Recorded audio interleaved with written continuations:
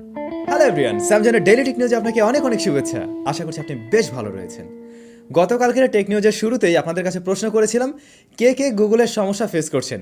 গতকাল সন্ধ্যার দিকে গুগলের সার্ভার কিন্তু ডাউন হয়েছিল ৪৫ মিনিটের জন্য। আপনারা অসংখ্য মানুষজন কমেন্টস করে জানিয়েছেন হ্যাঁ ভাইয়া আমিও প্রবলেম ফেস করেছি। পরে ভাবলাম যে মোবাইলের সমস্যা, আবার রিস্টার্ট করেছি, বাট একই সমস্যা ছিল। মূলত ৪৫ মিনিটের জন্য সারা ওয়ার্ল্ড ওয়াইড এই সমস্যাটা হয়েছিল। শুধুমাত্র ইউটিউব নয়, গুগলের যাবতীয় সার্ভিসে এই ধরনের প্রবলেম দেখা দিয়েছিল। তবে অনেকেরই কমেন্টস আমি পেয়েছি যারা বলছেন যে না ভাই আমি তো কোনো প্রবলেম পাইনি। তো গুগলের সিইও জানিয়েছেন মূলত যাদের কিনা গুগলের সার্ভিসে লক ইন রয়েছে তাদের ডিভাইসগুলোতেই প্রবলেমগুলো হয়েছিল। সেটা পিসি হতে পারে, সেটা হতে পারে মোবাইল ফোন, যেটাই হোক না কেন। তো 45 মিনিটসের জন্য এই প্রবলেমটা আমরা সবাই ফেস করছি এবং এটাও বুঝতে পেরেছি যে গুগল যদি একদিন কোনোভাবে শাটডাউন থাকে তাহলে আমরা মোটামুটি শাটডাউন হয়ে যাব। মানে কতটা প্রয়োজন বা কতটা নির্ভরশীল আমরা গুগলের উপরে। যাই হোক, স্যামসাং প্রেমীদের জন্য রয়েছে দুর্দান্ত সুখবর। স্যামসাং গ্যালাক্সি A72 এই স্মার্টফোন খুব শীঘ্রই হয়তো আসতে যাচ্ছে। বেশ কিছু রেন্ডার তার বেরিয়েছে। এই মোবাইল ফোনটা হবে 5G মোবাইল ফোন এবং তার প্রসেসর সেকশনে থাকছে Qualcomm Snapdragon 750G octa core processor, রেয়ারে quad camera setup, super AMOLED display দিয়ে আসবে এই মোবাইল ফোন।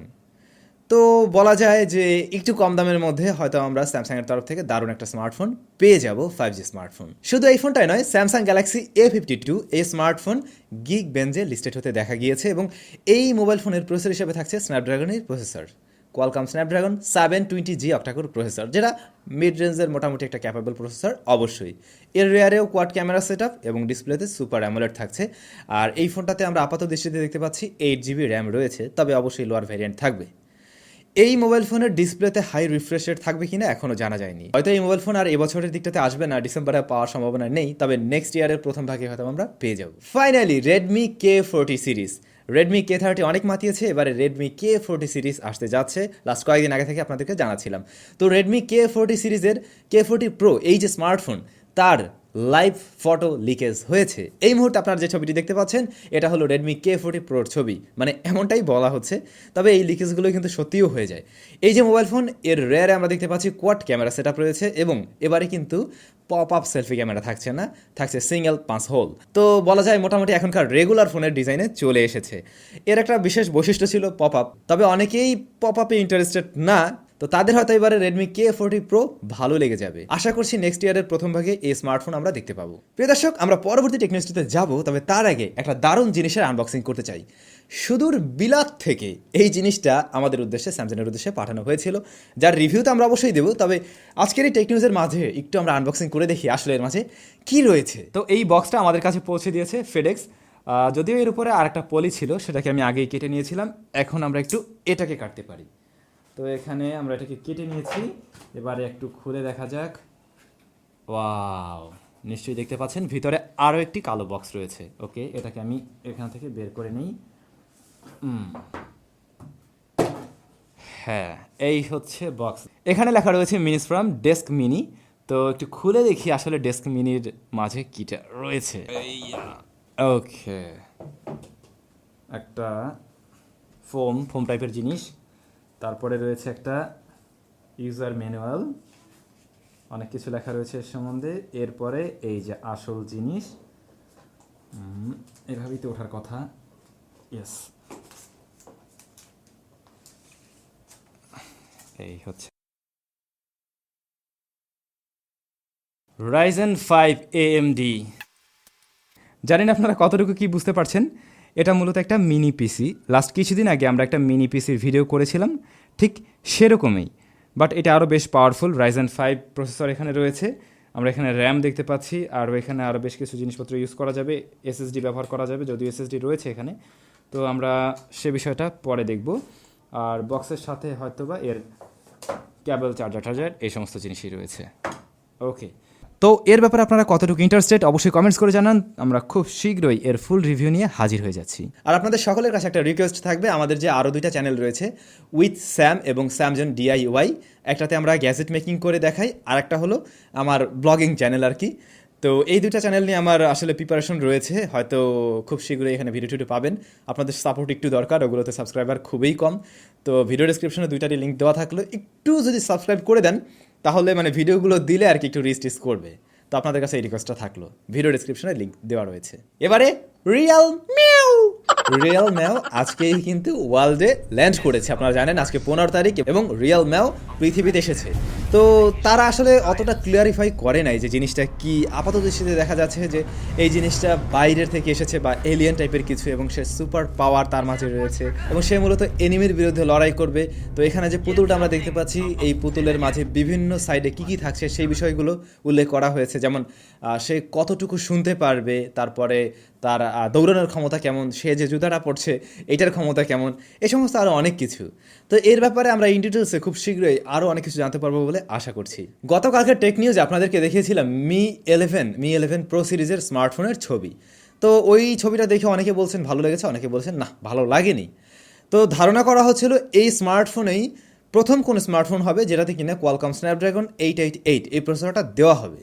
তবে এবারে যা মনে হচ্ছে ভিভো X60 সিরিজের স্মার্টফোন তার আগে চলে আসছে, কারণ ওই ফোনটা লঞ্চ হতে যাচ্ছে 29 তারিখ, আর ভিভো X60 সিরিজের স্মার্টফোন হয়তোবা এই মাসেরই 17 তারিখে লঞ্চ হতে যাচ্ছে। যদি এই মাসের 17 তারিখ লঞ্চ করা হয় তাহলে এই মোবাইল ফোনের মধ্যে দিয়ে আমরা এই প্রসেসরটি ব্যবহার হতে দেখব, স্ন্যাপড্রাগন 888।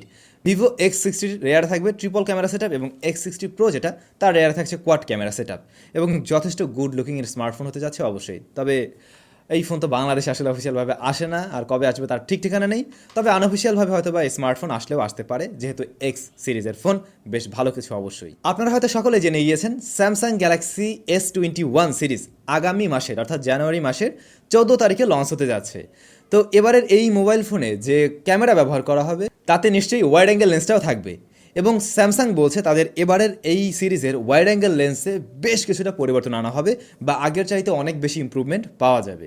আমার মনে হয় এটাই দরকার, কারণ হলো মেইন ক্যামেরার পরেই আমাদের কাছে গুরুত্ব থাকে ওয়াইড অ্যাঙ্গেল লেন্সের। তো ওয়াইড অ্যাঙ্গেল লেন্সটার দিকে যদি আর একটু ফোকাস রাখা হয় তাহলে কিন্তু জিনিসটা আরও বেশি ভালো হতে পারে, বিশেষ করে এই ধরনের ফ্ল্যাগশিপ ডিভাইসগুলোর থেকে।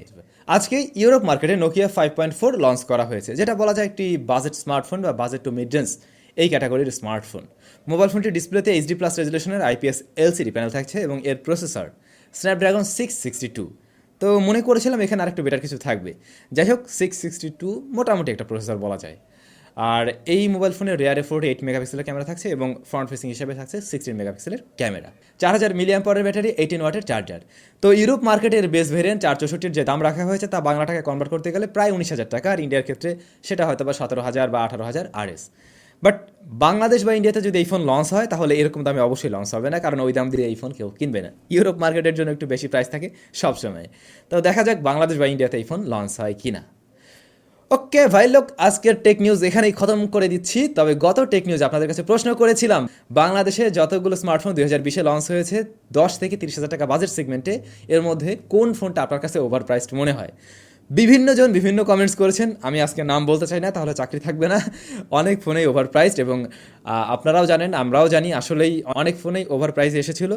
তো আমার মনে হয় কোম্পানিগুলো নেক্সট ইয়ারে আর ওভার প্রাইসে আনবে না, ভালো প্রাইসে নিয়ে আসবে। যাই হোক, আমাদের আজকের ভিডিওর প্রশ্ন হলো আপনি যে ফোনটা ব্যবহার করছেন এই ফোনটা কি আপনি নিজে কিনে নিয়েছেন নাকি আপনাকে কেউ গিফট করেছে? কমেন্টস করে জানান। আমরা চলে আসলাম লাস্ট ভিডিওর কমেন্টসে।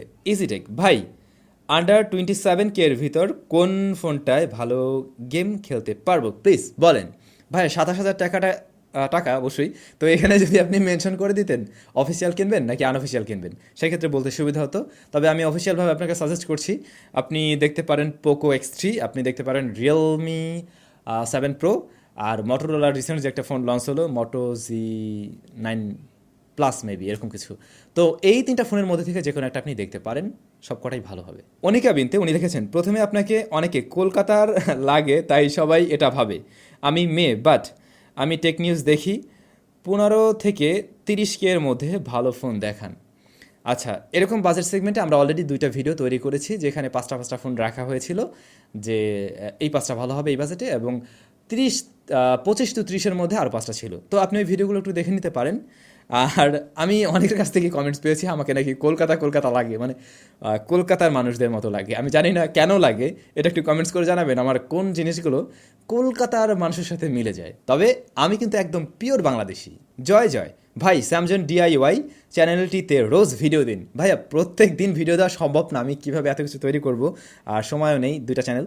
তবে আমি এখন থেকে প্রত্যেক সপ্তাহে আবার রুটিন মাফিক ভিডিও দিব, সেরকম প্ল্যানিংয়ে আগাচ্ছি। আশা করছি নেক্সট ইয়ার থেকে একদম জানুয়ারি থেকে আপনারা এই ধারাটা মানে আমরা বজায় রাখতে পারবো আর কি, এইভাবে ভিডিও পাবেন। Play with Piyas. স্যাম ভাই, আমি একজন রেডমি নোট 7 ইউজার, বাট কিছুদিন ধরে আমার ফোনে একটি প্রবলেম হচ্ছে, তা হলো চার্জ হতে প্রায় 7 থেকে 8 ঘন্টা লাগে, বাট অনেক ফাস্ট ব্যাটারি ড্রেন হচ্ছে। এর যদি কোনো একটা সলিউশন দিতেন প্লিজ। ওকে ভাইয়া, যেহেতু আপনার ফোনটি হলো রেডমি নোট 7, ফোনটার বয়স অবশ্যই ভালোই হয়েছে, তো এটা সাধারণত ব্যাটারির প্রবলেম হলে এই ধরনের সমস্যা হতে পারে। তারপর আরেকটা ব্যাপার হতে পারে, আপনার ফোনটাতে হয়তো ব্যাকগ্রাউন্ডে বেশ কিছু অ্যাপ্লিকেশন রান হয়ে থাকে। তো আমার যেমন হয়, যেহেতু ফোনের বয়স অনেক দিন হয়েছে, আপনি একবার ফ্যাক্টরি রিসেট দিয়ে দেখতে পারেন। যদি তাতে কাজ না হয় তাহলে আর একবার চার্জার চেঞ্জ করে দেখবেন, এবং তাতেও যদি কাজ না হয় সেই ক্ষেত্রে আপনি অবশ্যই ব্যাটারিটা চেঞ্জ করুন।